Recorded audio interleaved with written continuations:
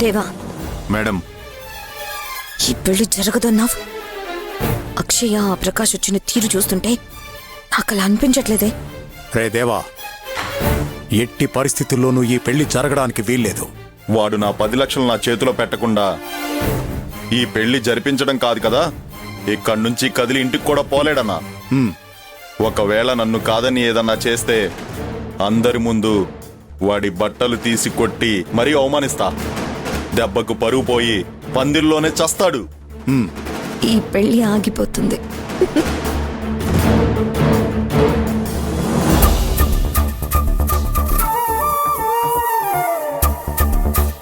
రే స్వామి, బాబాయ్, రాజా ఎక్కడికెళ్ళాడు? గదిలో ఉన్నాడేమో చూసిరా. లేదు బాబాయ్, వాడింతసేపు నాతోనే ఉన్నాడు బాబాయ్. ఈ పెళ్లి జరగాలంటే 10 లక్షలు కావాలని మీరు మాట్లాడుకోవడం విని నాకు కూడా చెప్పకుండా వెళ్ళిపోయాడు బాబాయ్.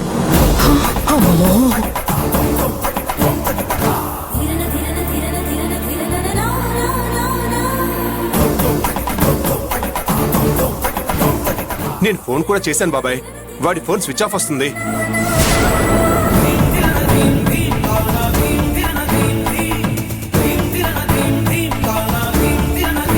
ఇప్పుడు ఎలా స్వామి? సరిగ్గా ముహూర్తం టైంకి వాడు ఎలా చేశాడేంటి? అమ్మా, నీ మనవడు ఇక్కడికి వచ్చాడా? లేదురా, అక్షయ్తో పాటు వాడు కూడా వెళ్ళాడు. అక్షయ్ వచ్చింది, కానీ వాడింకా రాలేదే.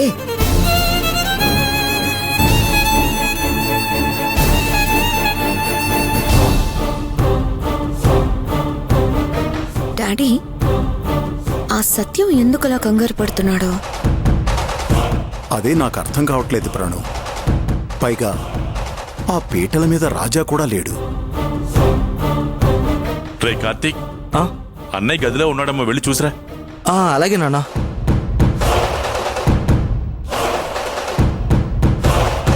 ప్రకాశం, అసలేం జరుగుతుంది ఇక్కడ?